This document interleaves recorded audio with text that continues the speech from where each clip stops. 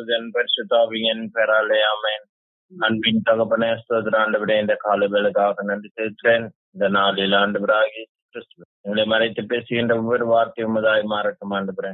இந்த காலை வேளையில் ஆண்டவரே, பிசாசின் செயல்பாடுகளை நீங்கள் அறிந்து அதை விரட்ட வேண்டும் என்ற தலைப்பிலே நாங்கள் தொடர்பாக கேட்டுக்கொண்டிருக்கிற இந்த தெய்வ வசனத்தை நீங்க ஆசீர்வதிங்க. இந்த கால வேளையில நாங்கள் கேட்கின்ற ஒவ்வொரு வசனமும் உமதாய் மாறட்டும் ஆண்டவரே. இதை கேட்டு அழகியின் செயல்களை அறிந்து கொண்டு அவைகளை மேற்கொள்வது எப்படி என்றுதான் நாங்கள் பார்த்து கொண்டு இருக்கிறோம். அறிவு ஆண்டவரே, அதை ஆசீர்வதிங்க, அங்கீகரிங்க, பொறுப்படுத்திக் கொள்ளுங்க ஆண்டவரே. இந்த கால வேளையில் அடியான ஒப்பு கொடுத்து ஜெபிக்கிறேன். ஆசீர்வதிங்க, அங்கீகரிங்க, பொறுப்படுத்தி ஆவின் குமரனுமான மாதாவின் மைந்தன்மான இயேசு கிறிஸ்து நாமத்தில் ஜெபிக்கிறேன் நல்ல பிதாவே, ஆமென். ஹல்லேலூயா. இயேசுவே நன்றி. மரியே வாழ்க. பிதாசுதன் பரிசுத்தாவி மூவர் இறைவன் நம்மளை ஆசீர்வதித்து அங்கீகரித்து பொறுப்படுத்திக் கொள்வாராக, ஆமென். பிசாசு இயேசுவை சோதித்தல். இந்த நாளிலே நாம் பார்க்கின்ற வசனம் மத்தேயு 4ஆம் அதிகாரம் 1-11 முடிய. அதன் பின் இயேசு அலகையினால் சோதிக்கப்படுவதற்காக பாலை நிலத்திற்கு தூய ஆவியால் அழைத்து செல்லப்பட்டார். அருமையான தேவ ஜனமே, மனிதர்களுக்கு மட்டும் போராட்டம் இல்லை.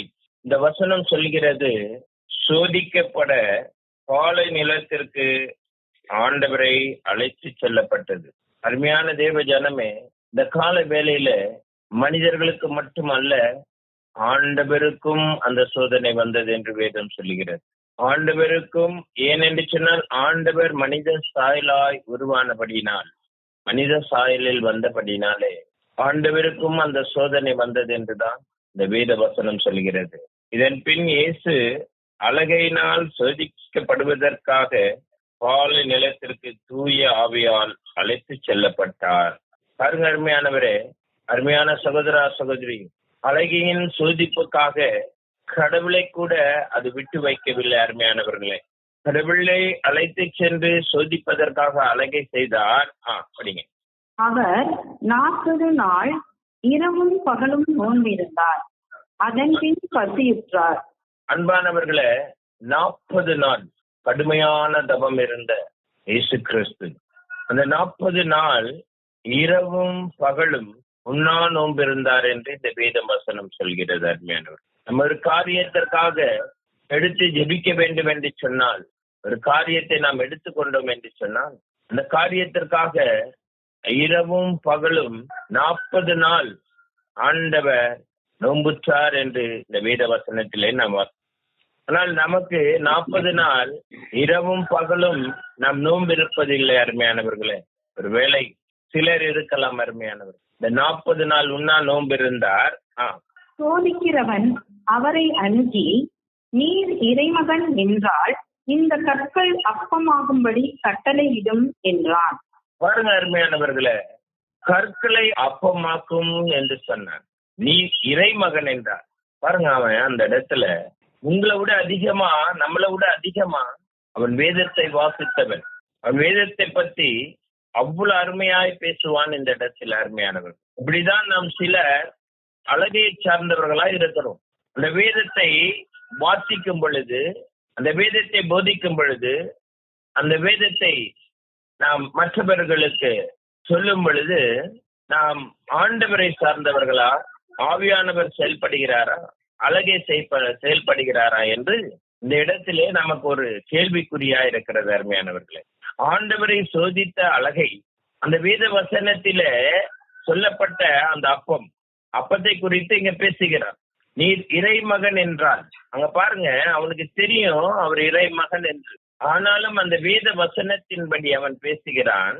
கடவுள் என்று தெரிந்து கூட அவர் மனித சாயல் எடுத்தபடினாலே, அவர் மனிதனாய் பிறந்தபடினாலே, அவர் மனிதனாய் எல்லா விதமான உபத்திரங்களும் மனித சாயலிலே பெற வேண்டும் என்று பிதாவின் கட்டளையாய் இருக்கிறபடினால், அருமையான சகோதரா சகோதரியே கிறிஸ்தவர்களே, இந்த இடத்திலே ஆண்டவர் பிதாவானவருடைய திட்டமாய் இருக்கிறபடினால் அவர் ஒன்றும் பேசாதபடி இந்த இடத்திலே அவன் கேட்கிறான். திருப்பி படிங்க அதே வசனத்தை 3. சோதிக்கிறவன் அவரை அணுகி, நீர் இறைமகன் என்றால் இந்த கற்கள் அப்பமாகும்படி கட்டளையிடும் என்றான். அருமையான தேவஜனமே, பாருங்க, சோதிக்கப்படுகிறது அருமையானவர்.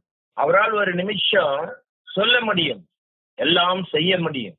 ஆனால் அந்த இடத்திலே வேத வசனத்தின்படி அழகை நம்மிடம் பேசுவார். சில இடங்களிலே வேத வசனத்தின்படி நம்ம கிட்ட பேசக்கூடிய வல்லமை உள்ளவன் தான் பிசாசானவன். அருமையானவர்களே, பிசாசின் செயல்களை நீங்கள் கண்டுகொள்ள வேண்டும் என்றுதான் இந்த வேத வசனங்களை நாம் தியானித்துக் கொண்டு வருகிறோம். அருமையானவர்களே, அதுக்கு அடுத்தபடியாக அந்த வசனம் சொல்கிறது, அவர் மறுமொழியாக, மனிதர் அப்பத்தினால் மட்டுமல்ல, மாறாக கடவுளின் வாய்ச்சொல் ஒவ்வொன்றாலும் வாழ்க என மறைநூலில் எழுதியுள்ளதே என்றார்.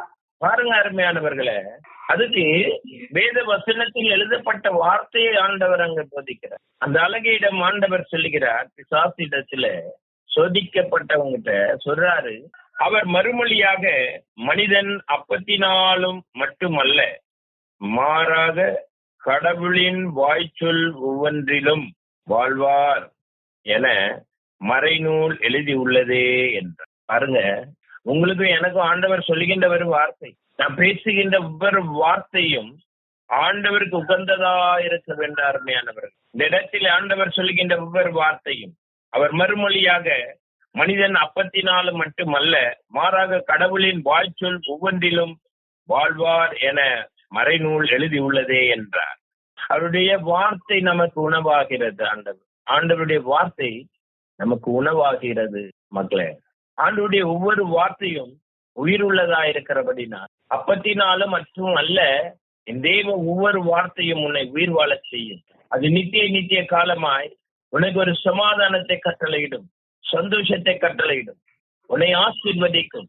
அந்த ஒவ்வொரு சொல்லும் பசி எடுக்காதபடி ஆண்டவருடைய வசனத்தில் தியானிக்கும்படியாக, ஆண்டவருடைய வசனத்தில் நிலைத்து நிற்கும்படியாக தேவனுடைய வார்த்தை ஆசீர்வதிக்கும் என்று இந்த வேத வசனம் சொல்கிறது. அருமையானவர்களே, ஏனென்று சொன்னால் 40 நாட்கள் இரவும் பகலும் அவர் பசியால் இருந்தபடினாலே அந்த அழகை அவரை சோதிக்கிறான். அருமையானவர்களே, அவர் பசியோடு இருக்கிறார் என்று அறிந்து கொண்டு அவன் இந்த வார்த்தைகள் எல்லாம் சொல்லிக் கொண்டு வருகிறான். அருமையானவர்களே, இந்த இடத்தில் ஆண்டவர் சொல்லுகிறார், ஆண்டவர் வார்த்தையினாலே அவன் உயிர் வாழ்வான். மனிதன் அப்பத்தினாலும் மட்டுமல்ல, இறை வார்த்தை ஒவ்வொன்றிலும் அவன் உயிர் வாழ்வான். அப்போ நம்ம ஆண்டவருடைய ஒவ்வொரு வார்த்தையும் நமக்கு உயிர் உள்ளதா இருக்கிறது. அருமையானவர், மதிப்பின் தரவாயில கூட நீங்கள் ஆண்டவருடைய வார்த்தையை முன்மொழிவீர்கள் என்று சொன்னான், ஆண்டவருடைய வேத வசனத்தை வாசிப்பீர்கள் என்று சொன்னான், அவன் உயிர் பெறுவான் என்றுதான் இந்த வேத வசனம் சொல்லுகிறது. அருமையானவர், நீங்கள் உண்ணும் உணவு மீண்டும் பசி எடுக்கும், ஆனா இறை உணவு, இறை மன்னா உங்களுக்கு பசி எடுக்காது என்று இந்த வேத வசனம் சொல்லுகிறது. அருமையானவர், அதுக்கு அடுத்தபடியாக சொல்லுகிறது 5வது வசனம், பின்னர் அழகை அவரை எருசலேம் திருநகரத்துக்கு கூட்டி சென்றது. கோவிலின் உயர்ந்த பகுதியில் அவரை நிறுத்தி, நீர் இறைமகன், சொல்லுங்க, ஹல்லேலூயா, இயேசுவே நன்றி, மரியே வாழ்க, மரியே வாழ்க. பின் அழகை அவரை எருசலேம் திருநகருக்கு கூட்டி சென்று கோவிலின் உயர்ந்த பகுதியில் அவரை நிறுத்தினான். அருமையானவர்களே, அவன் பாருங்க, ஆண்டவரை கூட அவன் எப்படி அந்த இடத்திலே வழி நடத்துகிறான் என்று தெரிந்து கொள்ளுங்கள். அருமையானவர், நீங்கள் இந்த இடத்திலே நினைத்து பார்க்க வேண்டும். ஆண்டவர் நம் சாயலாய் பிறந்தபடினால், ஆண்டவர் அந்த சாயலாய் அவர் இருந்தபடினால், அவர் அந்த இடத்திலே அமைதியாக இருக்கிறார். அருமையானவர், அவனை மேலே கொண்டு போகிறார். ஆண்டவரை மேலே கொண்டு போய் உயரமான இடத்திலே நிற்க வைக்கிறார். அவன் வேத வசனத்தின்படி பேசுகிறான். அருமையானவர்கள், அதுக்கு அடுத்த வசனம் சொல்லுகிறது, நீ இறைமகன் என்றால் கீழே குதியும். பாருங்க, வேத வசனத்தின் அடிப்படையில பிசாசு பேசிக்கொண்டு இருக்கிறது. இப்படிதான் சிலர் வேத வசனத்தின்படி பிசாசின் வார்த்தைகளை பேசிக்கொண்டே இருக்கும். நம் ஊழிய பாதையா இருக்கட்டும், இறைப்பணிகளா இருக்கட்டும், நீங்கள் செய்கிற ஒவ்வொரு துறையா இருக்கட்டும், உங்கள் வாயில் வருகிற வார்த்தைகள் எல்லாம் அசுத்தமா இருக்கும். ஏன் என்று சொன்னால் அது நீங்கள் பேசவில்லை, அழகை பேசுகிறான். அருமையானவர்கள், அந்த அழகை எப்படி பேசுகிறான் என்று பாருங்கள். அப்படியே கடவுள் தம் தூதருக்கு உம்மை குறித்து கட்டளையிடுவார். பாருங்க, அவன் சொல்றான், நீர் இறைமகன் என்றால் கீழே குதியும். கடவுள் தம் தூதருக்கு உம்மை குறித்து கட்டளையிட்டுள்ளார். பாருங்க, அங்க வேத வசனத்துல சொல்லுதுப்பா, நீ உன்னுடைய கால் கல்லில் இடராதபடி அவர் தாங்கிக் கொள்வார் என்று வேதத்துல சொல்லுகிறது. நீங்க இருந்து குதியும், உங்க வான தூதர் அப்படியே உங்களை ஏந்திக்குவாங்க அப்படின்னு இந்த வேத வசனத்துல அழகை பேசிக் கொண்டிருக்கிறான் அருமையானவர். பாருங்க, எவ்வளவு ஒரு ஆண்டவர் என்று அறிந்தும் ஆண்டவரின் இறைமகன் என்று அறிந்தும் அவன் பேசிக் கொண்டிருக்கிறான். ஆண்டவரிடமே பேசிக் கொண்டிருக்கிற அந்த அழகை உங்களும் என்னையும் விட்டு வைப்பானா? பாருங்கள் எப்படி இந்த இடத்துல வேத வசனத்தின்படி ஆண்டவரிடம் அவன் பேசிக் கொண்டிருக்கிறான். அருமையானவர்களே, படிங்க. உமது கால் கல்லில் மோதாதபடி அவர்கள் தங்கள் கையில் உம்மை தாங்கிக் கொள்வார்கள் என்று மறைநூலில் எழுதியுள்ளது என்று அழகை அவரிடம் சொன்னது என்று பிசாசானவன் சொல்கிறான். உன் கால் கல்லில் மோதாதபடி அவர்கள் தங்கள் கைகளில் உம்மை தாங்கிக் கொள்வார் என்று மறைநூல் எழுதியுள்ளதே என்று அழகை அவரிடம் சொன்னார். பாருங்க, அழகை எப்படியெல்லாம் வேலை செய்கிறான் என்று பாருங்கள். இதை கண்டுகொள்ள வேண்டும் அருமையானவர்களே. நீங்கள் போகின்ற இடத்துல, நீங்கள் இருக்கின்ற இடத்துல, நீங்க எந்த பணியை செய்தாலும் அந்த இடத்துல எப்படி வழி நடத்துகிறார்கள் என்று, அந்த இடத்துல எப்படி நடக்கிறது என்று, இது ஆண்டவரின் சாயலாய் நடக்கிறதா, இது அழகையின் சாயலாய் நடக்கிறதா, இவர்கள் எதை கொண்டு வழி நடத்தி கொண்டே இருக்கிறார்கள் என்று நீங்கள் புரிந்து கொள்ள வேண்டும் அருமையானவர்களே. ஆண்டவரை சோதித்த அழகை உங்களையும் என்னையும் சோதிக்க ஒரு நிமிடம் போதும். அவன் சோதிப்பான். அந்த சோதனையிலே மேற்கொள்வதற்குத்தான் நமக்கு அதிகாரத்தை ஆண்டவர் கொடுத்தார். அந்த அழகையை முறியடிப்பதற்குத்தான் நாம் வேத வசனத்தை புரிந்து கொள்ள வேண்டும், வேத வசனத்தை தெரிந்து கொள்ள வேண்டும். வேத வசனத்தை நாம் வாசித்தோம் என்று சொன்னால்தான் இந்த அழகையின் செயல்பாடுகளை நீங்கள் புரிந்து கொள்ள முடியும் அருமையானவர்களே. வேதத்திலே அழகை பேசுவானா என்று கேள்வி கேட்கிறவர்கள் பல உண்டு. பிசாசு கூட இருக்குதா அப்படின்னு உங்களை வினாவுகிறவர்கள் உண்டு.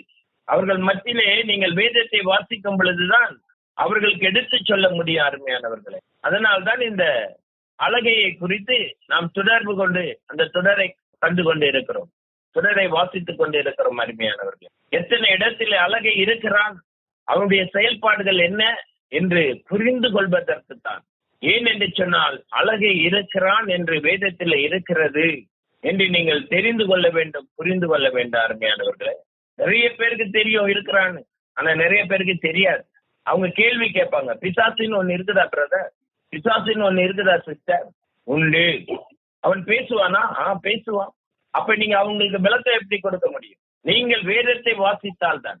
கிறிஸ்தவன், கிறிஸ்துக்குள்ளே வாழ்கிறவர்கள், கிறிஸ்து மகன் மகள் என்று சொன்னால், ஊழியக்காரர்கள், இறைப்பணியாளர்கள் யாரா இருந்தாலும் நீங்கள் ஆண்டவருடைய வார்த்தையை வாசிக்கும் பொழுதுதான் மற்றவர்களுக்கு நீங்கள் பதிலடி கொடுக்க முடியும் அருமையானவர்களே. இந்த கால வேளையிலே நீங்கள் கேளுங்கள், இந்த அழகை எப்படி ஆண்டவரை சோதித்துக் கொண்டே இருக்கிறான் என்று நீங்கள் பாருங்கள். அவன் சாதாரணமாக அவன் வார்த்தைகளை பேசவில்லை அருமையானவர்களே. இந்த திரு விவிலியத்தில் எழுதின வார்த்தைகளை எடுத்து சொல்கிறான் அவன். அப்ப திரு விவிலியத்தை எடுத்து சொல்லும் பொழுது அவன் எத்தனை காரியங்களை அவன் அறிந்திருக்கிறான். நம்மளை விட மேலாக அவன் பைபிளை படிச்சிருக்கிறான் அருமையானவர்கள். இந்த புனித நூலை அவனுக்கு ஃபுல்லாக எல்லாமே தெரியும் அருமையானவர். அவன் வேத வசனத்தின்படிதான் ஆண்டவர்கிட்ட பேசிக் கொண்டு வருகிறான் அழகை. சாதாரணம் அவன் வார்த்தையில பேசவில்லை அருமையானவர்கள். இப்படிதான் நீங்கள் அழகையை சார்ந்தவர்களாயும் அழகையை கடவுளை சார்ந்தவர்களா என்று நீங்கள் புரிந்து தெரிந்து கொள்ள வேண்டும் அருமையானவர். அவர்கள் செயல்பாடுகளை வைத்து நீங்கள் புரிந்து கொள்ளலாம், அவர்களுடைய வார்த்தைகளை வைத்து நீங்கள் புரிந்து கொள்ளலாம், அவர்களுடைய பணியின் மித்தம் நீங்கள் புரிந்து கொள்ளலாம். இந்த வித்தியாசத்தை காண்பதுதான் இந்த நாளிலே நாம் பார்த்து கொண்டு இருக்கிறோம் அருமையானவர்களே. அடுத்த வசனம். இயேசு அதனிடம், உன் கடவுளாகிய ஆண்டவரை சோதிக்க வேண்டாம் எனவும் எழுதியுள்ளதே என்று சொன்னார். பாருங்க, ரெண்டு பேருமே மாறி மாறி மாறி ரெண்டு பேரும் வேத வசனத்தை சொல்லிக் கொண்டு இருக்கிறார்கள். நாம் ஆண்டவரிடத்தில இருக்கிறோமா, அழகையின் இடத்தில இருக்கிறோமா? இந்த வேத வசனத்தை அழகை கேட்கும் பொழுது நீங்கள் முன்மொழிய முடியுமா? உங்களுக்கு எதிராக கேட்கின்றவர்களுக்கு நீங்கள் பதிலடி கொடுக்க முடியுமா என்றுதான் நீங்கள் தெரிந்து கொள்ள வேண்டும், புரிந்து கொள்ள வேண்டும் அருமையானவர்கள். நீங்கள் அழகையை சார்ந்தவர்களாயிருந்தால் நீங்கள் அவர்களுக்கு பதிலடி கொடுக்க முடியாது. இந்த இறை வசனத்தை வாசித்து, இறை வசனத்தை தியானித்து, இறை வசனத்தை உள்வாங்கி ஆண்டவருடைய ஆவியானவர் செயல்பாட்டோடு நீங்கள் செய்வீர்கள் என்று சொன்னால் நீங்கள் அந்த அழகைக்கு பதில் கொடுக்கலாம் அருமையானவர். ஆண்டவர் பதில் கொடுத்து கொண்டிருக்கிறார். அவனும் வேத வசனத்தை படி பேசுகிறான், ஆண்டவர் வேத வசனத்தின்படி சொல்லிக் கொண்டு வருகிறார். இந்த வசனம் சொல்லுகிறது, இயேசு அவனிடம், உன் கடவுளாகிய ஆண்டவரை சோதிக்க வேண்டாம் எனவும் எழுதி உள்ளதே என்று சொன்னார். பாருங்க, ஆண்டவரையே சோதிக்கிற அளவுக்கு அவன் வேதத்தை அறிந்து வைத்திருக்கிறான். அருமையானவர்களே, எப்படிதான் கள்ள தீர்க்கதரிசிகள் வருவார்கள், ஜாக்கிரதையாயிருங்கள் என்று வேதம் சொல்லி, உங்களை அழகைக்கு இடம் கொடுக்காதபடி உங்களை பாதுகாத்துக் கொள்ளுங்கள் என்று சொல்லிதான் வேறுபடுத்தி காமிக்கிறோம் இந்த வேத வசனத்தின்படி. அழகை எப்படியெல்லாம் செயல்படுவான், உங்களிடையே இருந்து கொண்டே உங்களை ஆண்டவரிடத்திலிருந்து பிரிக்க பார்ப்பான். உங்க குழுவுல இருக்கலாம், உங்களுடைய ஊழியத்துல இருக்கலாம், உங்களுடைய இறைப்பணியில இருக்கலாம், உங்கள் ஆலயத்துல இருக்கலாம், அதுக்குள்ளேயே இருந்து கொண்டு அழகை வேலை செய்து கொண்டு இருப்பான். அருமையானவர்களே, இப்படி வேத வாசித்தீர்கள் என்று சொன்னால், வேதத்தை புரட்டுவீர்கள் என்று சொன்னால், அழகையின் செயல்பாடுகளை நீங்கள் அறிந்து கொள்ளலாம். அருமையானவர்கள், நீங்கள் புரிந்து கொள்ளலாம். அழகையின் செயல்பாடுகள் என்ன, ஆண்டவரின் செயல்பாடுகள் என்ன என்று நீங்கள் புரிந்து தெரிந்து கொள்ளலாம். அருமையானவர்களே, இந்த திரு விவிலியத்தை நீங்கள் வாசிக்கும் பொழுதுதான் உங்களுக்கு அதை முறியடிக்க முடியும் என்று இந்த வேத வசனம் சொல்கிறது. அப்படி மறுபடியும் அழகை அவரை மிக உயர்ந்த ஒரு மலைக்கு கூட்டிச் சென்று உலக அரசுகள் அனைத்தையும் அவற்றின் மேன்மையும் அவருக்கு காட்டி, பாருங்க அருமையானவர்களே, இன்னும் மேல கொண்டு போறான், இன்னும் உயரமாக கொண்டு போய் அவன் சொல்றான். பாருங்களேன், மறுபடியும் அழகை அவரை மிக உயர்ந்த ஒரு மலைக்கு கூட்டி சென்று உலக அரசு அனைத்தும் அவற்றின் மேன்மையும் அவருக்கு காட்டினான். Praise the Lord. பாருங்க, உலகத்தையே நான் ஆள்றேன். உலகத்துக்கு ராஜா நான் தான், உலகத்துக்கு தலை நான் தான், உலகத்துக்கு தலைவன் நான் தான்.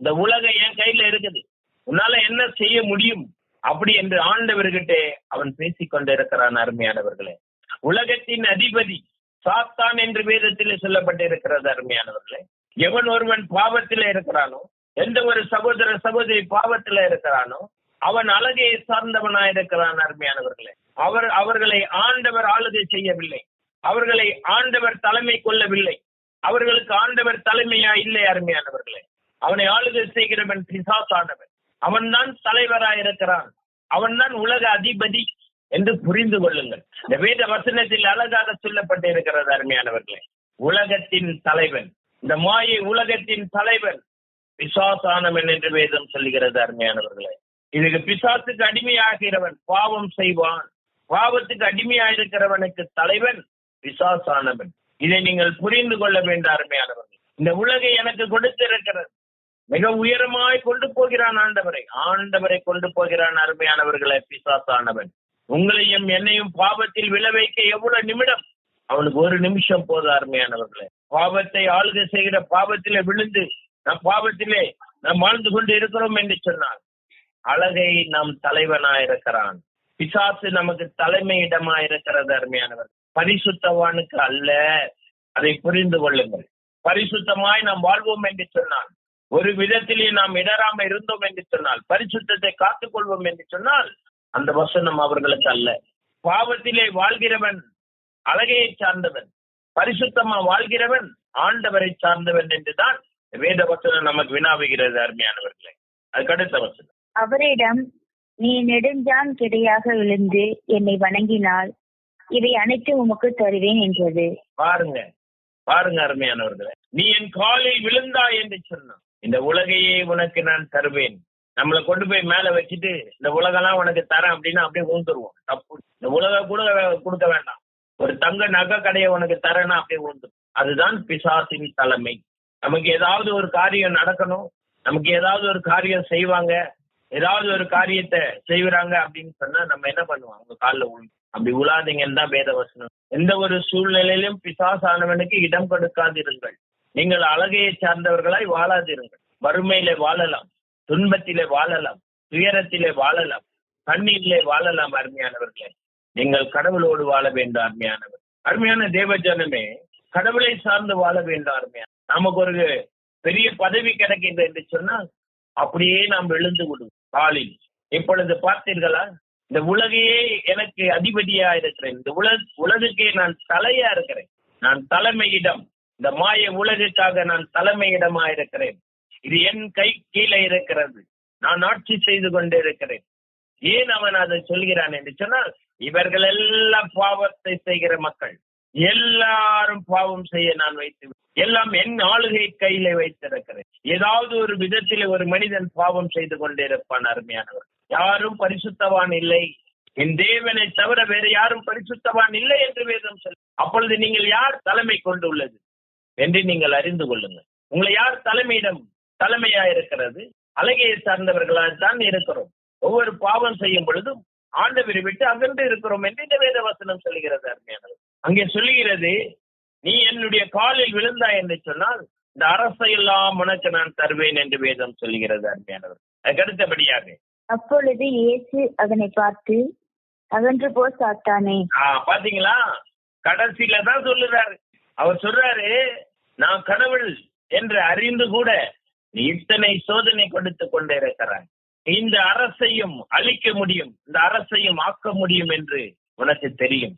ஆண்டவரால் உருவாக்கப்பட்ட இந்த உலகம் விண்ணும் மண்ணும் ஒளிந்து போகும், என் தேவனுடைய வார்த்தை ஒருபோதும் ஒழியாது என்று சொன்னவர். அருமையான தேவ ஜனமே, அப்பொழுது இயேசு அதனை பார்த்து, அகன்று போ சாத்தானே, உன் கடவுளாகிய ஆண்டவரை வணங்கி அவர் ஒருவருக்கே பணி செய் என்று மறைநூலில் எழுதியுள்ளது என்றார். பாருங்க, திருப்பிய வேத வசனத்தை பேசுகிறார். நீ தெரிந்திருந்தும் நீ சோதனை கொடுத்து கொண்டிருக்கிறாயே, ஏன் அந்த சோதனையை அவர் இவ்வளவு வார்த்தைகளுக்கு முறியடிக்க முடியவில்லை என்று சொன்னால், அவர் மனிதர் சாயலா இருந்தார். அருமையா, கடவுளாக கூட இருந்தாலும் கூட ஒரு நொடியில் அந்த சாத்தானை சுத்தரிக்கிற வல்லமை உள்ள என் தேவன். ஏன் நாம் வாழ்ந்து கொண்டு இருக்கிறோம் என்று சொன்னால், ஆண்டவர் ஒரு வார்த்தை நமக்கு சொல்லியிருக்கிறார், என்னை விட மேலான காரியங்கள் நீங்கள் செய்வீர்கள். அழகை தொடாததற்கு காரணம் என்ன தெரியுமா? வடிந்து போகாததற்கு காரணம் என்ன தெரியுமா? நாம் எல்லாரும் வாழ்ந்து கொண்டு இருக்கிறோம். பாவம் செய்தாலும், ஆண்டவரை விட்டு விலகி சென்றாலும், அருமையான தேவ ஜனமே, ஆண்டவருடைய இரக்கத்தாலும், ஆண்டவருடைய கருணையாலும், ஆண்டவருடைய மன்னிப்புனாலும் நாம் வாழ்ந்து கொண்டு இருக்கிறோம். அருமையானவர்களே, இல்லை என்று சொன்னால் இந்த ஆண்டவரை சோதிக்கிற சாத்தான் உங்களையும் என்னையும் விளை வைப்பதற்கு, சுட்டரிப்பதற்கு ஒரு நிமிஷம் போதும். அருமையானவர், அருமையான தேவ ஜனமே, ஆண்டவரும் அந்த இறை வார்த்தையின்படி பேசிக் கொண்டு வருகிறார். அதுக்கடுத்தவர், பின்னர் அழகை அவரை விட்டு அகன்றது.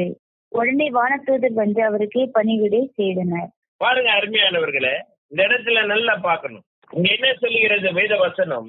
பின் அழகை அவரை விட்டு அகன்றது, உடனே வானதூதர் அவருக்கு பணிவிடை செய்தார். ஒரு மனிதனோ மனுஷியோ, ஒரு கிறிஸ்தவனோ கிறிஸ்தவளோ, ஒரு கிறிஸ்துக்குள்ளே வாழ்கிறவர்களோ, கிறிஸ்துவ பணியை செய்து கொண்டு இருக்கிறவர்களோ, இறைப்பணியோ ஊழியமோ ஆலய பணியோ செய்து கொண்டிருக்கிற நாம் பாவத்தில் விழும் பொழுது அவன் ஆளுகை செய்கிறான். அருமையானவர்களே, பாவம் செய்யும் போது பிசாசானவன் தலைமையிடம் கொண்டு இருக்கிறான். நீ பரிசுத்தமாக்கப்படும் பொழுது, உன்னை நீ பரிசுத்தப்படுத்திக் கொள்ளும் பொழுது, நீங்கள் பரிசுத்தமாயிருக்கும் பொழுது, அந்த இடத்திலே உங்களை யார் ஆளுகை செய்வாய் என்று சொன்னால் என் ஆண்டவர் ஆளுகை செய்வார். அருமையானவர், நீ பாவத்தில் இருக்கும் பொழுது என் தேவனை சார்ந்தவனாய் இருக்க முடியாது. ஒரு பாவம் செய்கிறவனோ பாவம் செய்கிறவளோ ஆண்டவரை சார்ந்தவர்கள் அல்ல. அவர்களுக்கு கடவுளுக்குள்ள மகனும் மகளும் அல்ல. அருமையானவர்கள், அது அழகையை சார்ந்தவர்களா இருக்கிறார்கள். உங்களையே சோதித்து அறிந்த பின்பு நீங்கள் பரிசுத்தப்படும் பொழுது என் தேவன் உங்களை ஆசீர்வதிக்கிறவராயிருக்கிறார். என் தேவனுடைய மக்களாய் நீங்கள் மாறுவீர்கள். என் ஆண்டவருடைய மக்களாய் நீங்கள் மாறுவீர்கள். அருமையானவர்களே, உங்களையும் என்னையும் பார்த்து ஆண்டவர் சொல்லுகிறார், நீங்கள் பரிசுத்தப்படும் பொழுதுதான் என்னுடைய ராஜ்யத்திலே நீங்கள் இடம் பெற முடியும். இந்த வேத வசனம் பாருங்க, இதெல்லாம் வேத வசனம்லாம் சொல்லிக்கிட்டு வர்ற வரைக்கும் ஆவியானவர் எங்கே போனார்? அருமையானவர், அவர் அகன்று இருக்கிறார். இந்த பாடுகள் வரும் பொழுது மனிதன் சாயலிலே பிறந்த இயேசு கிறிஸ்துவுக்கு இந்த பாடுகள் உண்டு. இது பிதாவின் சித்தத்தின்படி நடக்கிறது. அருமையானவர், இந்த இடத்துல நீங்கள் பார்க்க வேண்டும். அருமையானவர்களே, அந்த அழகை அப்பாலை போ சாத்தான் என்று சொன்ன உடனே வானதூதர்கள் ஆண்டவருக்கு பணி செய்தார்கள். அருமையானவர்களே, அது வரைக்கும் இத்தனை வசனங்கள் வாசிக்கிற வரைக்கும், இத்தனை வசனங்களை மேலும் சாத்தானும் ஆண்டவரும் பேசிக்கொண்டு வருகிற வரைக்கும், இந்த சோதனைகள் மத்தியிலே ஆண்டவர் வந்து கொண்டு இருக்கிற வரைக்கும் அங்கு வானதூதர்கள் இல்லை. அருமையானவர், ஆவியானவர் அந்த இடத்திலே பணி செய்யவில்லை, அகன்றிருந்தார். ஆனால் அழகை போன்றவுடனே அசுத்த ஆவிகள் ஆண்டவரை விட்டு அகன்று போனவுடன், அந்த பிசாசன்வன் அகன்று போனவுடனே அந்த இடத்திலே பரிசுத்த ஆவியானவர் வந்தார். அருமையானவர், பின் அழகை அவரை விட்டு அகன்றவுடனே வானதூதர் வந்து அவருக்கு பணிவிடை செய்தார். வானதூதர்கள் அப்பொழுதுதான் வருகிறார்கள் அருமையானவர்கள். ஆவியானவருடைய செயல்பாடுகள் அப்பொழுதுதான் வருகிறது அருமையானவர். ஆண்டவரால் ஒரு நொடி பொழுது போதும் அழகை அப்பால் போ சாத்தானே என்று சொல்ல. ஏன் இதெல்லாம் ஏன் என்றால் இதெல்லாம் ஏன் சொல்லிக் கொடுக்கிறார் ஆண்டவர் என்று சொன்னால், உங்களுக்கு சோதனை உண்டு மக்களே. மனித சாயல்ல இருக்கிறவர்களுக்கு அழகையின் சோதனை உண்டு. அதை மேற்கொள்வதற்குத்தான் நீங்கள் என்ன பண்ண வேண்டும்? உங்களையே உறுத்த வேண்டும். நீங்களே உங்களை ஆயத்தப்படுத்த வேண்டும். உபவாசம் இருந்து ஆண்டவருடைய வல்லமையை பெற்றுக்கொள்ள வேண்டும். இந்த உபவாசத்தினாலே எவ்வளவு வல்லமை இருக்கிறது என்று நீங்கள் புரிந்து கொள்வதற்காகத்தான் ஆண்டவர் வார்த்தையை மொழிந்து கொண்டு வருகிறார் அருமையானவர்களே. 40 இரவும் பகலும் உண்ணா நோம்பிருந்து ஆண்டவர் விழும்பொழுது பசியா இருக்கிறார் என்று தெரிந்து கொண்டு அந்த அழகை அவரை சோதித்து வருகிறார் அருமையானவர்களே. இதுதான் ஆண்டவர் பரிசுத்த ஆவியானவரும் ஆண்டவரும் நமக்கு வேண்டும் என்று சொன்னார். கடவுள் நமக்கு உரித்தாகுக என்று சொன்ன வார்த்தையின்படி இந்த நாளிலே தேவன் நமக்கு செய்த அரும்பெரும் செயல்கள். அந்த அழகையை விரட்ட வேண்டும் என்று சொன்னால் நீங்கள் உண்ணா நோன்பு இருக்க வேண்டும். உங்கள் ஜெபம் பரிசுத்தமா இருக்க வேண்டும். உங்கள் ஜெபம் ஆழமா இருக்க வேண்டும் அருமையானவர். அழகையை நீங்கள் விரட்ட வேண்டும் என்று சொன்னார் இவ்வகை பிசாசு நோம்பினாலும் ஜெபத்தினாலும் என்று வெளியேறாது. மார்க் 9:28 நீங்கள் வாசிக்கலாம் அருமையானவர். சீடர்களால் ஓட்ட முடியாத ஒரு பிசாசை ஆண்டவரிடம் சீடர்கள் கேட்கும் பொழுது ஆண்டவர் மறுமொழியாக சொல்வார், இவ்வகை பிசாசு நோம்பினாலும் ஜெபத்தினாலும் அன்றி வேற எதற்கும் வெளியேறாது. அதுக்குதான் அழகையை நாம் விரட்ட வேண்டும் என்று சொன்னால் ஒரு சந்தி இருக்க வேண்டும் அருமையானவர்களே. அந்த ஒரு சந்தியிலே உங்களுக்கு ஒரு வல்லமை புறப்பட்டு வரும். ஆவியானவர் சூழ்ந்து கொண்டு ஒரு வல்லமையாய் உங்களை செயல்படுத்துவார்.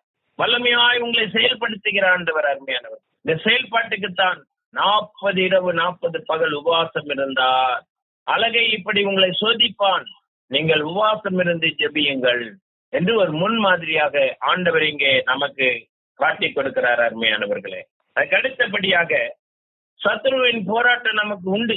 சத்துருவின் போராட்டம் நமக்கு உண்டு அருமையானவர்களே. ரோமையர் 8:31 வாசிக்கலாம்.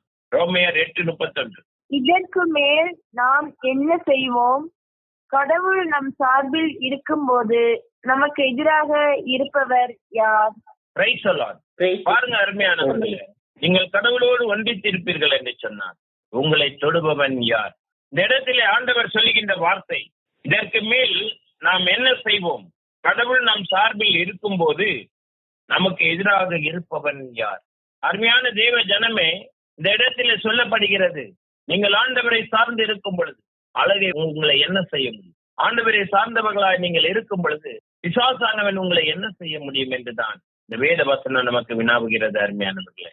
நான் பரிசுத்த பாதையிலே வழி நடப்போம் என்று சொன்னார். என் தேவன் அருமையாய் வழி நடத்துகிறவராய் இருக்கிறார். உங்களை தொடுகிறவன் யார்? இந்த இடத்திலே நீங்கள் பார்க்க வேண்டும் அருமையானவர்களே. கடவுள் நம் சார்பிலே இருப்பார் என்று சொன்னார். பிசாசானவன் உங்களை ஆளுகை செய்ய முடியாது அருமையானவர்கள். அதுக்கு அடுத்த 33வது வசனம், கடவுள் சேர்ந்து கொண்டவர்களுக்கு எதிராய் யார் குற்றம் சாட்ட இயலும்? அவர்கள் குற்றமற்றவர்கள் என காட்டுபவர் கடவுளே. Praise the Lord. பாருங்க அருமையானவர்களே, கடவுள் தேர்ந்து கொண்டவர்களுக்கு எதிராக யார் குற்றம் சாட்ட இயலும்? அவர்கள் குற்றமற்றவர்கள் என கருதப்படுவார்கள்.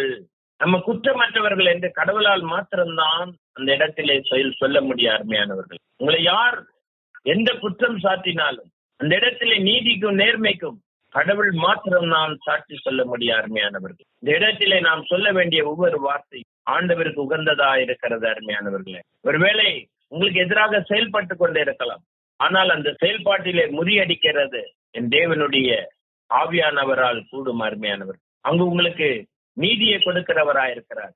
யார் மூலமாவது ஆண்டவர் உண்மையை பேச வைப்பார் அருமையானவர். உங்களுக்கு தீர்ப்பு உண்மையா இருக்கும் என்று வேத வசனம் சொல்லுகிறது அருமையானவர்களே. அதுக்கடுத்த 36வது வசனம் சொல்கிறது, உன் பொருட்டு நாள்தோறும் கொல்லப்படுகிறோம், வெட்டுவதற்கென நிறுத்தப்படும் ஆடுகளாக கருதப்படுகிறோம் என மறைநூலில் எழுதியுள்ளது அன்றோ?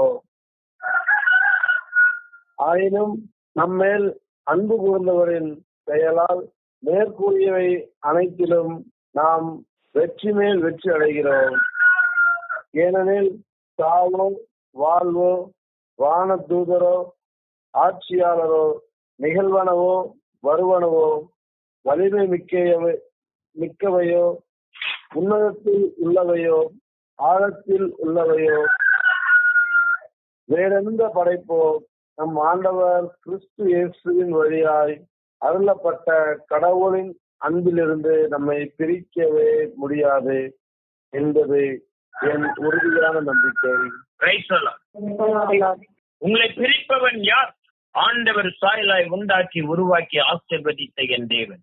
நீங்கள் ஆண்டவரிடத்தில் இருப்பீர்கள் என்று சொன்னால், ஆண்டவர் உங்களை தலைமையிடமாய் கொண்டிருக்கிறார் என்று சொன்னால், உங்களை பிரிப்பவன் யார்? அருமையான சகோதரா சகோதரியே, இந்த இடத்தில் அருமையாய் சொல்லப்பட்டிருக்கிறது. அருமையானவர், ஆண்டவரோட நீங்கள் ஒன்றித்து வாழ்வீர்கள் என்று சொன்னால், உங்களை பிரிப்பவன் யார்? உங்களை சோதிப்பவன் யார்? உண்மையும் உத்தமமும் சத்தியமாய் நீங்கள் வாழ்வீர்கள் என்று சொன்னால், கடவுளுக்கு உகந்த மகன் மகளாக நீங்கள் வாழ்வீர்கள் என்று சொன்னார்.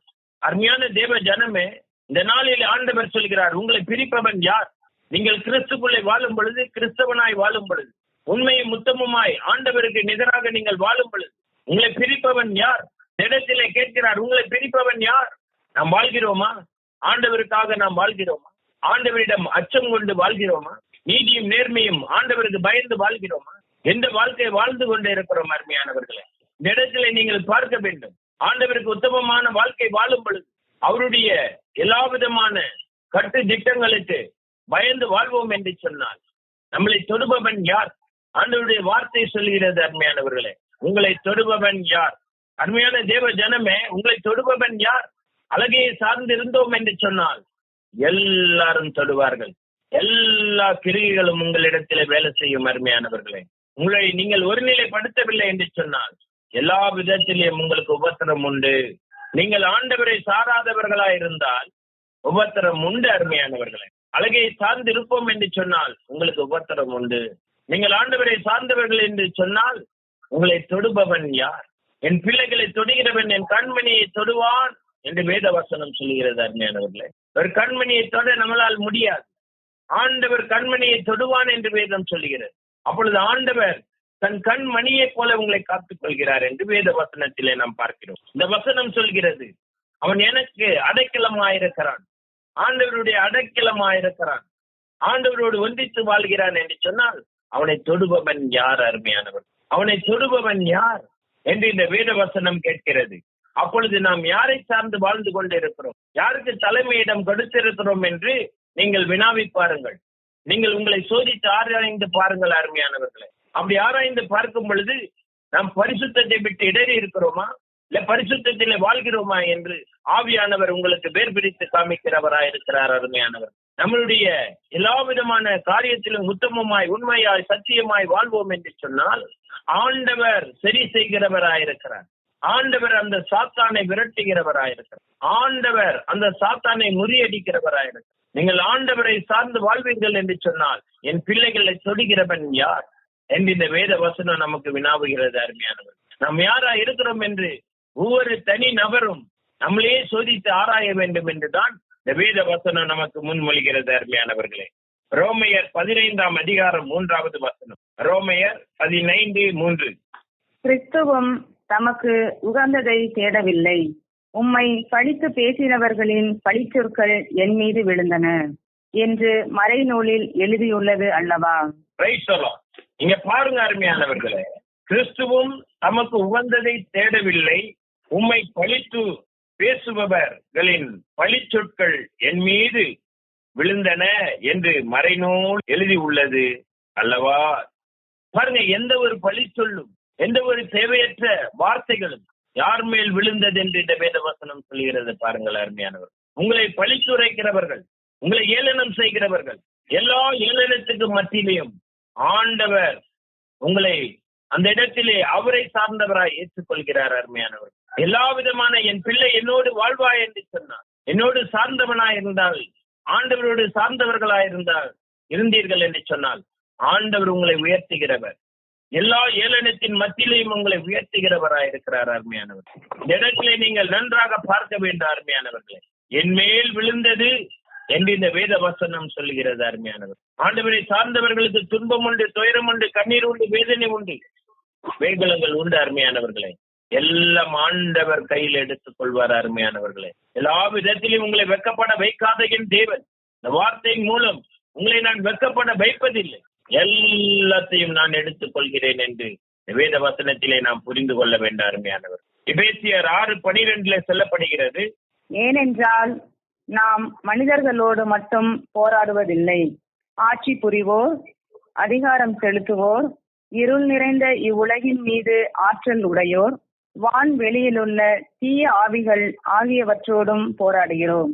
பாருங்க அருமையானவர்களே, இந்த இடத்துல நாம் மனிதர்கள் மட்டும் போராடவில்லை, மனிதர்களுக்கு மட்டும் நமக்கு போராட்டம் இல்லை அருமையானவர். மனிதர்களோடு மட்டும் நாம் போராடுவதில்லை, ஆட்சி புரிவோர், நம்மளை ஆளுகை செய்கிறவர்கள், நம்மளை வழி நடத்துகிறவர்கள், வான்வெளியை தீய ஆற்றல்கள் ஆகியவற்றோடும் போராட்டம் உண்டு அருமையானவர்களே. பிசாசானவன் இடத்திலும் போராட்டம் உண்டு, ஆட்சி புரிகிறவர்களோடும் போராட்டம் உண்டு, உங்களை சார்ந்த மனிதர்களோடும் போராட்டம் உண்டு. இந்த இடத்திலே போராட்டம் உண்டு, ஏனெனில் நாம் மனிதர்களோடு மட்டும் போராடுவதில்லை, ஆட்சி புரிவோர், அதிகாரம் செலுத்துவோர், இருள் நிறைந்த இவ்வுலகின் மீது ஆற்றல் உடையோர், வான்வெளியில் உள்ள தீய ஆவிகள் ஆகியவற்றையோடும் போராட்டம் உண்டு அருமையானவர். சாதாரணமா ஒரு பணியில நீங்கள் இருப்பீர்கள் என்று சொன்னால் உங்களை சுற்றி போராட்டம் உண்டு, உங்களை சுற்றி பிசாசு கிரியைகள் வேலை செய்யும். அப்பொழுது நீங்கள் ஆண்டவரோடு இருப்பீர்கள் என்று சொன்னால் உங்களை தொடுகிறவன் யார் அருமையானவர்கள்? என் கிறிஸ்துவ மக்களே, கிறிஸ்துக்குள்ளே வாழ்கிறவர்களே, இந்த இடத்திலே அழகாக பேசப்பட்டு இருக்கிறது.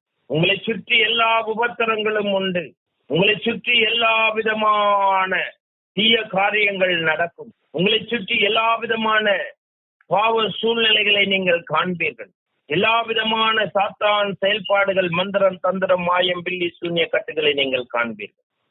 வான்வெளியில் அதிகாரம் செலுத்தும் தீய ஆற்றலுக்கு உங்களுக்கு சோதனை உண்டு, பிசாசானவனும் சோதிப்பான் என்று வேத வசனம் சொல்லுகிறது அருமையானவர். நீங்கள் ஆண்டவரோடு சார்ந்தவர்களாயிருந்தால் உங்களுக்கு போராட்டம் இருக்கும், துன்பம் இருக்கும், துயரம் இருக்கும், உபத்திரங்கள் இருக்கும். அழகையின் செயல்பாட்டிலே எல்லா விதமான உபத்திரமும் உங்களுக்கு வரும். நீங்கள் ஆண்டவரோடு இருந்தீர்கள் என்று சொன்னால் என் தேவன் உங்களை அபிரவிதமாய் ஆசீர்வதிக்கிறவராய் இருக்கிறார் அருமையானவர்களே. அந்த அழகையின் செயல்பாட்டில் இருந்து உங்களை ஆண்டவர் அபிரவிதமாய் ஆசீர்வதிக்கிறவராய் இருக்கிறார். எல்லா உபத்திரத்தின் மத்தியிலும் உங்களை உயர்த்துகிறவராய் இருக்கிறார் அருமையானவர்களே. இந்த இடத்திலே நாம் ஆண்டவர் சாயலாய் ஆண்டவரோடு வாழ்ந்து கொண்டு இருக்கிறோமா? அழகையோடு வாழ்ந்து கொண்டு இருக்கிறோமா? பாவத்திலே ஜீவித்துக் கொண்டு இருக்கிறோமா? பரிசுத்திலே ஜீவித்துக் கொண்டு இருக்கிறோமா என்று ஒவ்வொரு தனி மனிதனும் சோதித்து ஆராய வேண்டும் அருமையானவர். இந்த உபத்திரங்களை மேற்கொள்வதற்கு என் தேவன் உங்களுக்கு அதிகாரத்தை கொடுத்திருக்கிறார் அருமையானவர்களே.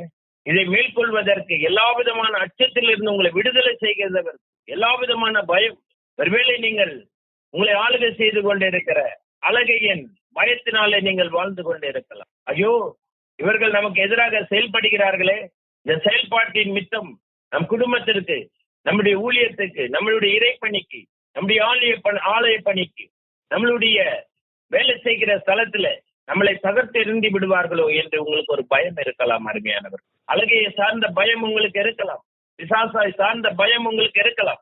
யாரோ ஒருவரை நீங்கள் எதிர்கொண்டீர்கள் என்று சொன்னால், உங்களுக்கு விரோதமாக செயல்படுகிறவர்களை நீங்கள் எதிர்கொண்டீர்கள் என்று சொன்னால், அவர்கள் ஏதாவது தீய வார்த்தைகள் உங்களிடம் பேசுவார்கள் என்று சொன்னால் நீங்கள் பயந்து கொண்டு இருப்பீர்கள் அருமையானவர்களே. ஆண்டவர் சொல்கிறார், பயப்படாதே, நான் உன்னோடு இருக்கிறேன், நீ என்னுடையவன், நான் உன்னை பாதுகாப்பேன், என்னுடன் நீ இருக்கும் பொழுது உன்னை தொடுகிறவன் யார்? எந்த அழகையாலும் உங்களை தொட முடியாத அருமையானவர்களே. பரிசுத்த பாதையில இருக்கிறோமா என்றுதான் ஒரு கொஸ்டின் மார்க் அங்க கேட்டுக்கொண்டிருக்கிறார் ஆண்டவர். நீ அழகையை விட்டு நீ வெளியே வரும் பொழுது, நீ பரிசுத்தமாக்கப்படும் போது என்னுடைய மகன் மகளாக இருப்பீர்கள், அப்பொழுது உங்களை தொடுகிறவன் யார் என்று வேத வசனம் நமக்கு முன்மொழிகிறது அருமையானவர்களே. நாம் எப்படி வாழ்ந்து கொண்டு இருக்கிறோம் என்றுதான் இந்த வேத வசனங்கள் நமக்கு முன்மொழிந்து கொண்டு இருக்கிறது. நம்மளையே மாற்றிக்கொண்டு அழகையின் சாயலா இருக்கிறோம் என்று சொன்னால், அழகையின் வேலையை செய்து கொண்டு இருக்கிறோம் என்று சொன்னால், பாவத்தில் விழுந்து கொண்டு இருக்கிறோம் என்று சொன்னால், நீங்கள் பரிசுத்த பாதையிலே வழி நடத்துங்கள், பரிசுத்த பாதைக்கு வாருங்கள், அழகை விட்டு எழுந்து வாருங்கள், அழகை விட்டு நீங்கள் ஆண்டவரோடு இணைந்து கொள்ளுங்கள் என்றுதான் வேத வசனம் நமக்கு முன்மொழிகிறது அருமையானவர்களே. அதுக்கு அடுத்தபடியாக திருப்பாடல் 34:4 துணை வேண்டி நான் ஆண்டவரை மன்றாடினேன், அவர் எனக்கு மறுமொழி பகர்ந்தார், எல்லா வகையான அச்சத்தினின்றும் அவர் என்னை விடுவித்தார். பாத்தீங்களா, துணை வேண்டி நான் ஆண்டவரை மன்றாடினேன். அவர் எல்லா விதமான பயத்தில் இருந்து என்னை விடுவித்தார். எல்லா விதமான மனிதர்களின் போராட்டத்தின் மத்தியிலே என்னை விடுவித்தார். என் வேலை ஸ்தலத்திலேயா இருக்கலாம், நீங்கள் எந்த இடத்திற்கு சென்றாலும் உங்களுக்கு உபத்திரம் இருக்கிறது என்று சொன்னால், உங்களுக்கு பயம் இருக்கிறது என்று சொன்னால், ஆண்டவர் சொல்லுகிறார், ஆண்டவரை நோக்கி நீங்கள் மன்றாடும் பொழுது எல்லா விதமான பயத்தில் இருந்து உங்களை நான் விடுவித்தேன் என்று சொன்னார். அருமையானவர்களே, அதுக்கு அடுத்தபடியாக 2 கொரிந்தியர் 7ஆம் அதிகாரம் 5வது வசனம் சொல்லுகிறது, மாசிதோனியாவிற்கு வந்து சேர்ந்தபோது எங்களிடம் மன அமைதியே இல்லை, வெளியே போராட்டம், உள்ளே அச்சம், இவ்வாறு எல்லா வகையிலும் துன்புற்றோம். பாருங்க அருமையானவர்களே, அந்த இடத்துல பவுல் சொல்லுகின்ற ஒரு வார்த்தை, நாங்கள் இந்த மாசிதோனியாவுக்கு வரும் பொழுது எங்களை அச்சுறுத்தினார், எங்களுக்கு பயம் ஆள்கொண்டது, இந்த இடத்துல என்ன நடக்குமோ என்று அச்சம் கொண்டார்கள் என்று வேதம் சொல்லுகிறது. இது போலதான் நாம் ஒவ்வொரு இடத்திற்கு நாம் செல்லும் பொழுதும் இந்த இடத்துல என்ன நடக்குமோ என்று நமக்கு ஒரு பயம் இருக்கும். அருமையானவர்களே, இந்த இடத்துல என்ன நடக்குமோ என்று ஒரு அச்சம் இருக்கும். நாம் இடம் விட்டு இடம் போகும் பொழுது, ஊர் விட்டு ஊர் போகும் பொழுது, தேசம் விட்டு தேசம் போகும் பொழுது என்ன நடக்குமோ என்று நீங்கள் பயப்படுவீர்கள் என்று வேத வசனம் சொல்கிறது. ஆனால் என் தேவ வசனம் சொன்னது, அஞ்சாதே, கலங்காதே, திகையாதே, நான் உன்னோடு இருக்கிறேன், என் சார்பில் இருக்கும் பொழுது உன்னை தொடுகிறவன் யார்? அருமையான தேவ ஜனமே, ஆண்டவரோடு நாம் வாசம் செய்கிறவர்களுக்கு துக்கம் இல்லை, துயரம் இல்லை, கண்ணீர் இல்லை, வேதனை இல்லை. மக்களே, உங்களை தொடுகிறவன் யார்? பிசாசு ஆனவன் உங்களை தொட முடியாது. ஏன் என்று சொன்னால் ஆண்டவர் உங்களோடு வாசம் செய்கிறார். அருமையானவர்களே, என் கிறிஸ்தவ மகனே, மகளே, உங்களை ஆண்டவர் ஆளுகை செய்ய வேண்டும். அருமையானவர்கள், இந்த இடத்திலே பயம் சூழ்ந்து கொண்டது என்று வேதம். எப்படிப்பட்ட சூழ்நிலையிலே ஆண்டவரை துணை வேண்டி நான் ஆண்டவரை மன்றாடினேன், அவர் எல்லா விதமான பயத்தில் இருந்து என்னை விடுவித்தார் என்று தாவீது சொல்லுகிறார். அருமையானவர், இந்த இடத்திலே பார்த்தீர்களா பயத்தை எப்படி நீக்குவது என்று? உங்களை ஆண்டவர் ஆளுகை செய்ய வேண்டும். அருமையானவர்களே, எல்லா பயத்திலிருந்து உங்களுக்கு விடுதலை கொடுக்கிறவர் என் தேவன். அடுத்தபடியாக 2 தீமோத்தி 1:7, கடவுள் நமக்கு கோழை உள்ளத்தினை அல்ல, வல்லமையும் அன்பும் கட்டுப்பாடும் கொண்ட உள்ளத்தையே வழங்கியுள்ளார். பாருங்க அருமையானவர்களே, கோழை உள்ளம் இல்ல நமக்கு. கிறிஸ்தவன் என்று சொன்னால் மார்த்தட்டி சொல்ல வேண்டுமோ? நம்மலாம் என்ன பயந்துகிட்டு இருக்கோம்னு தெரியாது. எவனாவது உனக்கு ஏதாவது கிடைக்காது, உனக்கு கிறிஸ்தவன் சொன்னா, உனக்கு ஒண்ணுமே கிடைக்காதுன்னு சொன்னா அந்த இடத்துல அப்படியே அமுங்கிடுவோம். வேற ஏதாவது ஜாயிண்ட் பேர் வச்சிருக்கோம். பாருங்க எத்தனை பேர் ஜாயிண்ட் பேர் வச்சிருக்கீங்க. அது ஆண்டவருக்கு உகந்த காரியமா? ஆதாயம் தேடுவதற்காகவே அந்த பேரை வைத்துக் கொண்டு இருக்கிறேன். இந்த இடத்துல சொன்னார், நான் கிறிஸ்தவன், கிறிஸ்துக்குள்ளே வாழ்கிறவன் என்று மாற்றி சொல்ல வேண்டும். அருமையானவர், எந்த சூழ்நிலையிலும் உங்களுக்கு கிடைக்குதோ கிடைக்கலையோ, நீங்கள் கிறிஸ்தவன், கிறிஸ்துக்குள்ளே வாழ்கிறவர்கள். உறுதியான உள்ளத்தை நான் உங்களுக்கு கொடுத்திருக்கிறேன், கோழை உள்ளத்தை அல்ல என்று வேதவசனம் சொல்லுகிறது. அருமையானவர்களே, கட்டுப்பாட்டின் உள்ளத்தை கொடுத்திருக்கிறாராம். அறிவு தெளிவோடு நீங்கள் நடங்கள், அறிவு தெளிவோடு நீங்கள் இருங்கள் என்று இந்த வேதவசனம் நமக்கு முன்மொழிகிறது. அருமையானவர்களே, கட்டுப்பாடு, கிறிஸ்தவ வாழ்விலே கட்டுப்பாடு இருக்க வேண்டும். அந்த கட்டுப்பாட்டில் வாழ்வோம் என்று சொன்னால் இந்த தேவன் நம்மளை அவிரவிதமாய் ஆசீர்வதிக்கிறவராய் இருக்கிறார். அருமையானவர்களே, அடுத்தபடியாக திருப்பாடல் 27:3, எனக்கு எதிராக ஒரு படையே பாளையம் இறங்கினும் என் உள்ளம் அஞ்சாது, எனக்கு எதிராக போர் எழுந்தாலும் நான் நம்பிக்கையோடு இருப்பேன். பாருங்க அருமையானவர்களே, ஒரு படையே உங்களுக்கு வந்தட்டுமே, உங்க ஆபீஸ்ல இருக்கிற 99% உங்களுக்கு எனிமையா இருக்கட்டுமே, நீங்கள் ஆண்டவர் சாயலா இருப்பீர்கள் என்று சொன்னால் உங்களை தொடுபவன் யார்? உங்கள் ஊழியத்தில 99 பேர் உங்களுக்கு எதிராக இருந்தா நீங்க ஆண்டவரோட சாயலா இருப்பீர்கள், ஆண்டவரோடு ஒன்றித்து வாழ்வீர்கள் என்றால் உங்களை தொடுபவன் யார்? அருமையானவர்கள், நீங்கள் ஆண்டவரோடு வாசம் செய்கிறவர்களாய், ஆண்டவர் உங்களோடு வாசம் செய்கிறவராய் இருந்தால் படையே வந்தாலும் நீ நடுங்க மாட்டாய் என்று வேதம் சொல்லுகிறது. எத்தனை பேர் உன்னை எதிர்கொண்டாலும், உன் பக்கம் 1000 உன் வலப்புறம் 16,000 பேர் தாக்கினாலும் எதுவும் உன்னை அணுகாத. அருமையானவர்களே, நீங்கள் ஆண்டவரை சார்ந்தவர்களாய் இருக்க வேண்டும். அல்லேலூயா, இயேசுவே நன்றி, இயேசுவே நன்றி. மரியே வாழ்க, மரியே வாழ்க. இந்த நாளில் அடுத்த வசனம் ரோமையர் 15:1, மன வலிமை கொண்டவர்களாகிய நாம் வலுவற்றவர்களின் குறைபாடுகளை தாங்கிக் கொள்ள கடமைப்பட்டிருக்கிறோம், நமக்கு உகந்ததையே தேடலாகாது. பாருங்க, நம் மனம் உறுதி கொண்டிருக்கிறோமா? நீங்க எப்பொழுதும் உறுதியாயிருங்கள், நம்பிக்கையாயிருங்கள், விசுவாசம் கொள்ளுங்கள். என் தேவன் எனக்கு செய்து முடிப்பார். எந்த ஒரு சூழ்நிலையிலும் என் தேவன் எங்களை ஆளுகை செய்வார். எந்த ஒரு சூழ்நிலையிலும் நாங்கள் கூப்பிட்ட நேரத்துக்கு செவி கொடுக்கிற தேவன். நாங்கள் உறுதியா இருக்கிறோம். என் தேவன் அற்புதத்தை செய்கிறவர் என்று இந்த இடத்திலே நாம் உறுதியா இருக்க வேண்டும், விசுவாசமா இருக்க வேண்டும், நம்பிக்கையா இருக்க வேண்டும், உறுதியா இருக்க வேண்டும் என்று வேதம் சொல்லுகிறது. அருமையானவர்கள், எந்த சூழ்நிலையிலும் உங்களை மேற்கொள்ளாதவாறு என் தேவன் ஆளுகை செய்கிறவராக இருக்கிறார். அருமையானவர்களே, நாம் எப்படி வாழ்ந்து கொண்டிருக்கிறோம் என்றுதான் இந்த வேத வசனங்கள் நமக்கு போதித்துக் கொண்டு இருக்கிறது. அழகையை சார்ந்தவர்களாய் இருக்கிறோமா, ஆண்டவரை சார்ந்தவர்களாய் வாழ்கிறோமா என்றுதான் இந்த வேத வசனத்திலே நாம் பார்த்து கொண்டு வருகிறோம். அருமையானவர்களே, அழகையை சார்ந்தவர்களாய் இருந்தோம் என்று சொன்னால் நமக்கு ஐயோ, ஆண்டவரை சார்ந்தவர்கள் என்று சொன்னால் அவிரவிதமாய் உங்களை ஆசீர்வதிக்கிற என் தேவன். அடுத்தபடியாக 1 பேதுரு 3ஆம் அதிகாரம் 6வது வசனம். அவ்வாறே சாரா ஆபிரகாமை தலைவர் என்று அழைத்து அவருக்கு கீழ்ப்படிந்திருந்தார். நீங்களும் நன்மை செய்து எவ்வகை அச்சுறுத்தலுக்கும் அஞ்சாதிருப்பீர்கள் என்றால் சாராவின் புதல்வியராய் இருப்பீர்கள். சாராள் தன் கணவரே தலைவரே என்று சொன்னான். நம்ம தலைவரே நான் சொல்லுவோம், அந்த அவ்வாறு வருது, அவன் கடக்கிறான். உங்க வார்த்தை எப்படி இருக்கு பாத்தீங்களா? சாத்தானின் வார்த்தை.